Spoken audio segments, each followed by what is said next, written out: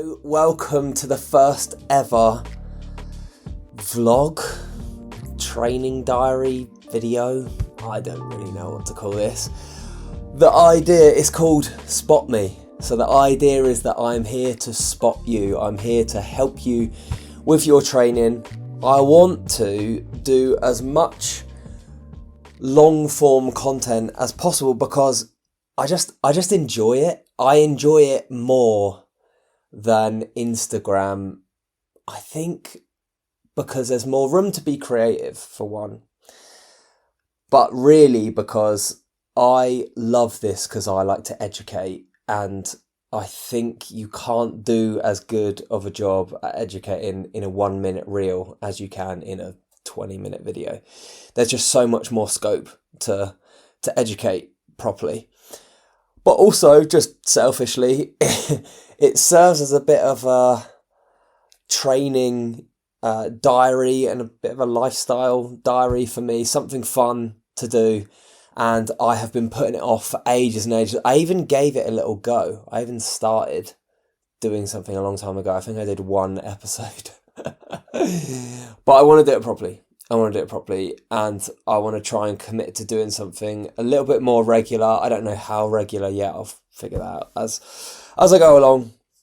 But I thought it'd be a good time to start because I just got back from holiday in Valencia. So I'll show you a little bit of what went on there. I didn't get loads and loads of footage, but, you know, let's face it, 90% of the time I'm not going to have much exciting stuff to show you because my life ain't that exciting. So let's show you some Valencia clips.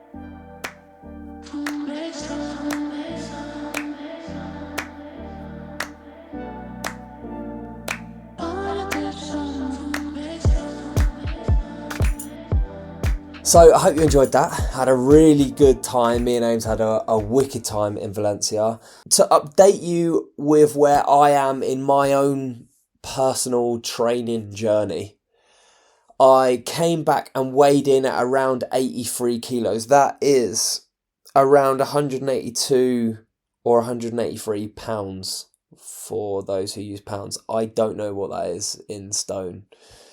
So I'm sure you can Google that and find out if you're that interested. But the aim over the next, it's hard to say because I'll go by checking in on my physique, which we're going to talk about in a little bit later. But I'm aiming to bulk or be in a surplus. That means put on weight, particularly muscle ideally, but I will put on some fat in that time. I'm going to aim to do that probably for the next year. There'll be mini cuts in between that, and it might push on really to like 2 years of like big massing, really. Just trying to pack on as much muscle as I possibly can. Now, if you're not really into your training and you follow my content for more of the stuff to do with relationship around food, then I'll be talking about plenty of stuff on this channel, but I'll be talking about plenty of that stuff on this channel, but I really want to lean into here like my love and my passion for bodybuilding. I think I don't on my channel because I want to be as relatable as possible for people that are just getting into the gym for the first time. And ultimately, most people aren't into bodybuilding because it is a very vain sport, to be honest. It is all about your look. So I don't think that's particularly relatable. I understand that, I appreciate that isn't particularly relatable, but I am really passionate about it. I love it. I think it's an amazing sport. I think what it brings to me and my lifestyle as a whole is probably what I'm more passionate about rather than like ever ending up on stage. I've never competed on stage. I don't think I'll ever do that. Mostly just because I don't want to stand there in my pants and flex. It just feels really weird. At the moment, with my food, I'm not tracking calories at all. I normally only track calories at either the start of each phase. So if I am at the start of a surplus phase where I'm trying to mass or gain mass like I am right now, I'll probably track at the start just to make sure that I'm hitting the calories that I want to hit. Then I will just track my weight and check in on my physique. So I'll take a little video of myself. I know that sounds really weird, but I'll take a little video of myself and I'll see if I'm progressing. Like in this video now, there's I'll show you a side to side of, I've done a long arm focused cycle, right? This was like 2 or 3 cycles really back to back. Maybe, I think the first picture is in November, and then the more recent picture where I've got a blonde mullet is now. And the focus in that whole time was to make sure that my arms were growing. Now, you can clearly see the difference. My arms have definitely grown. And you don't know that unless you take videos and check in. And I know it's a bit weird to take topless videos of yourself, but if you want to know whether you're progressing, this is a surefire way of doing it. Then I weigh in regularly. So if you're packing on muscle, you should see that your weight is slowly going up. If I'm heading into maintenance, I'll track right at the start, track my weight and make sure that I'm staying pretty much on the same. I'll fluctuate, I'll come up and down a little bit, but I want to stay pretty much on the same place. I'll track right at the start and then I'll drop off and I'll stop doing that. And then lastly, if I'm heading into a deficit, I will track, but not just for the start, I'll track the whole way through. I'll track the whole way through my deficit because I can't be asked to track all year round. I don't need to. There's no need for me to do that, but it is very, very hard to get as lean as you want to get, especially because I'm already pretty lean. I don't have loads of body fat reserves as it is. I need accuracy in my weight loss journey. So I'll always track the whole way through a deficit phase. Okay, hopefully that explains where I currently am. I am now heading into a small block. It'll probably only be like a 6 to 8 week training block that's focused particularly, it's biased particularly on chest development and quad development.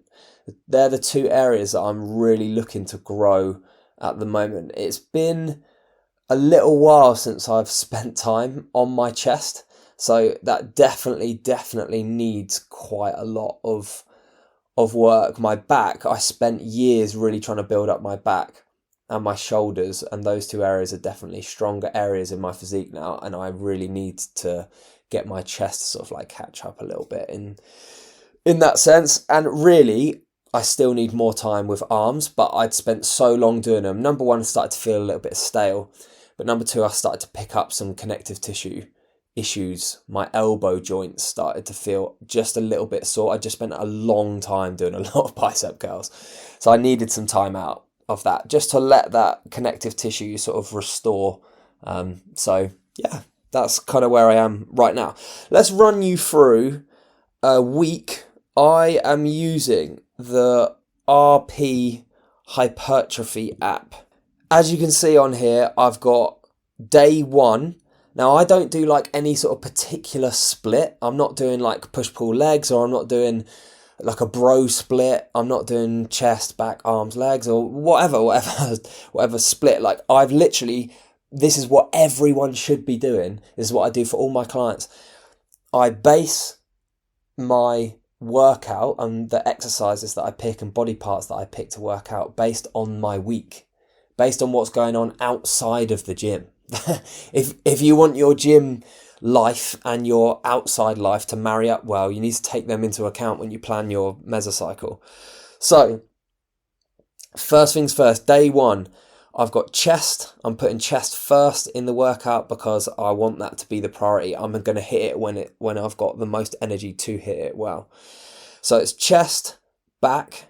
These two things are supersetted. So this is called an antagonist superset. I will literally do this like wherever I possibly can.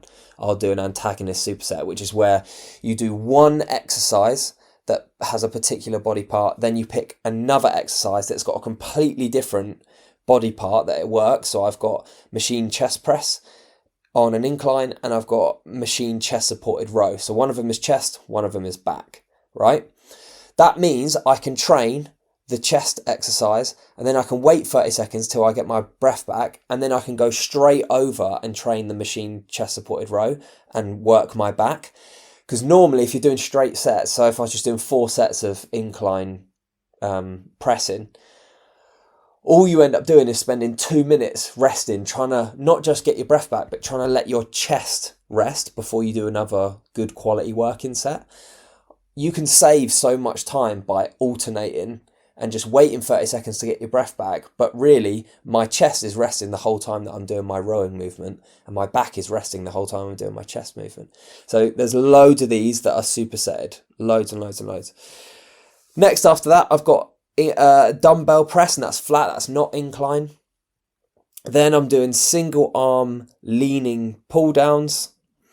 I think I actually changed them. I want to say I changed them to it is a single arm because I'm not using a bar, they're not connected, but I am sort of doing independent underhand pull downs. Then I've got shoulders, I've got seated machine lateral and dumbbell bench wrist curls. Day 2, I'm going to let those muscle groups rest. This is going to be more of an arm focused day. So I've got dumbbell lateral raises, I'm doing them super ROM, that means they come all the way up above my head and then come all the way back down. I've got triceps, so cable overhead tricep extension. Biceps, I'm doing free motion curls facing away, my favourite bicep exercise. Triceps again with a cable push down, and then dumbbell bench wrist curls again. Day 3 is my first leg day. Now ideally, because legs take a long time to recover, I'd prefer to have 2 days where like in between. So like say I trained legs on Tuesday, I'd like to let Wednesday and Thursday be rest days and then train legs again on Friday.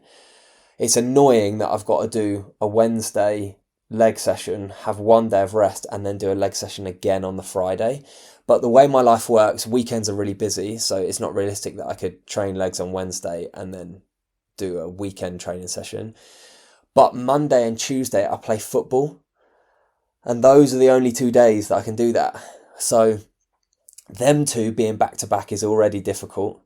Then that means my Wednesday session, I am a little bit fatigued already when I get in to do my leg sessions. That's definitely not ideal, but this is like the best of a bad situation is basically how I would explain that. I'd much prefer to do the cardio of football and then go into a leg session and just have my performance affected a little bit than I would train legs and then go and play football, because I guarantee you I'd get injured if I did that. I would train my legs and I'd definitely pull my hamstring. I can guarantee it. I've done it before, unfortunately. So I've got horizontal hack squat on Wednesday, seated leg curl, leg extensions. Then I've got a technical bit of chest work. So I'm training chest 3 times a week. I will train it again on Friday. But I'm just doing barbell bench press. I'm using really lightweight. I'm trying to get better at using barbell bench press and get a even better technique, because in the past I have so often just pushed into trying to lift as heavy as I can. I'm going to go into more detail on that when I do the Wednesday session, but today we're just going to focus on Monday session. Then I've got cable overhead tricep extension. Then I've got Seated hack squat calves. I actually think I changed that to leg press calves, which I prefer even more. And then the glute exercise, which is a horizontal hack squat, glute focused. So that's Wednesday. That's a long day. Thursday, shoulders, cuffed, low-loaded cable raise, one of my favourite all-time exercises for shoulders. Triceps, machine overhead tricep extension. That's featured a lot. That's my favourite. Biceps, dumbbell curl, 2-arm. I think I actually changed that to lying dumbbell curl. Possibly, I'd have to have a look. I'm just looking at the initial overview of what I made. Back, dumbbell row, back pull down, and then calves. So a bit more of a back focused session there, because I know I've got chest day tomorrow. So I've got quads, again, horizontal hack squat. I think I changed stiff-legged deadlift actually to a seated leg curl again, because it's just a little bit less work on the lower back, which is nice. Leg extensions again, and then machine incline chest press. Again, my favourite chest exercise. Smith machine sumo squat, which is a real challenge for me because I've got tight hips, but it's good to stick things in your session every now and then that are tough, not just for you in terms of like lifting weights hard, but as in the technique is tough for your body. It's good for your mobility. Then I've got dumbbell bench wrist curls and seated hack squat calves. So that's the whole week. So now that we've got that, I will send us into Monday's session. So I'm going to do every session in my week. One video will be each one of the 5 days in my week. I'll start off with a little preface. I wasn't feeling very good before my workout, so here's that video. So just a little preface before this workout begins. What an awful weekend we've had. Amy had food poisoning. Oh my gosh, I've never seen her be that sick. Up in the night like 6 times. I was up with her, so no sleep. I don't feel good either, but not bad enough to not train. I reckon I'm at like 80%. So whenever this happens, I don't not train, but I'm accepting that I'm not going to hit any PRs today. I'm not going to feel good. I'm not going to hit or do any extras. Today is just about getting it in, accepting it's not going to be a perfect workout, and just getting it done. Sometimes you just got to dig in and get it done. See how it goes. Okay, into Monday's session. So I always start by warming up in my first exercise of the day with just no weight whatsoever. So this is literally an empty machine. I'm just focusing on pausing at the bottom of the rep and just letting my connective tissue just warm up and letting my pecs just warm up. The best way, there is absolutely no point in doing loads of different stretches. If you've got a particularly difficult body part and you're just feeling like rubbish in that body part, then yeah, cool, some stretches might be great. But normally all you need to do is just start with an empty barbell or the lightest possible dumbbells and just work your way up until you get to your working set. Wow. I am shocked that I've just managed to hit another set of 10, which is more than I'm supposed to hit. Can't believe that. And with this, the whole idea is that I'm just trying to stretch back as far as I possibly can. I want to bring my chest as open as it can be. I should be able to feel my pecs like being pulled apart. That's the idea of every exercise I'll do. I'm trying to get that feeling in my chest. This machine is so good for that because the range of motion is so deep. Like when I feel the machine run out of room is just when my chest has like just run out of room. And then the main thing in all pressing movements, I used to get such bad shoulder pain. I think I talk about this in the session actually. Right, and this is one of the things that most people get wrong, is when they perform a lift, failure to them means once they can't lift the weight anymore. To me, I'm aiming for technical failure. So the moment my technique starts to break down, the reason why I used to get so much pain in my left shoulder, because I'd be pushing out reps, and then when I'd get fatigued, I'd start pushing my shoulder around to help out because my tricep and my chest would be tired. At that point, you've already hit failure. Technical failure has happened because your technique has broken down. So now I just hold back a few more reps. I never, ever, ever get any shoulder injuries. I felt good. 10 reps to aim for here. Then I've got these chest supported rows. So I love these chest supported rows so much. The idea here is to keep a tall chest, but I'm rounding the top of my back. Imagine there's like literally the chest support goes there. I'm trying to round my shoulders around the chest support, which you can literally see me doing there. And this machine will work more of the top of your back. So that's going to be your traps, teres major, rhomboids, rear delts, all those sort of big parts of your back. If you want to build a like thick musculature in the top of your back, that's going to be the way to go for sure. Is doing rows like this. If you want to build more of your like upper lats and you want to build back width, then vertical pulling motions are going to be better. Things like lat pull downs and stuff like that. So then I go over and I do my heavy dumbbell presses. Really, you should probably do your heavier stuff first, but I'm not fussed in lifting really, really heavy weight. The reason why I've gone a little bit heavier in these and lighter reps is just because I never do it. I always focus on like hypertrophy based stuff. So I'm always going to try and vary my program a little bit. Next up, here's the vertical pulling motion. So this is where I get that balance of like, cool, I've grown some, or I've given myself some muscle growth stimulus for thickness in my back. Now I'm going to continue working on the lats and building some width.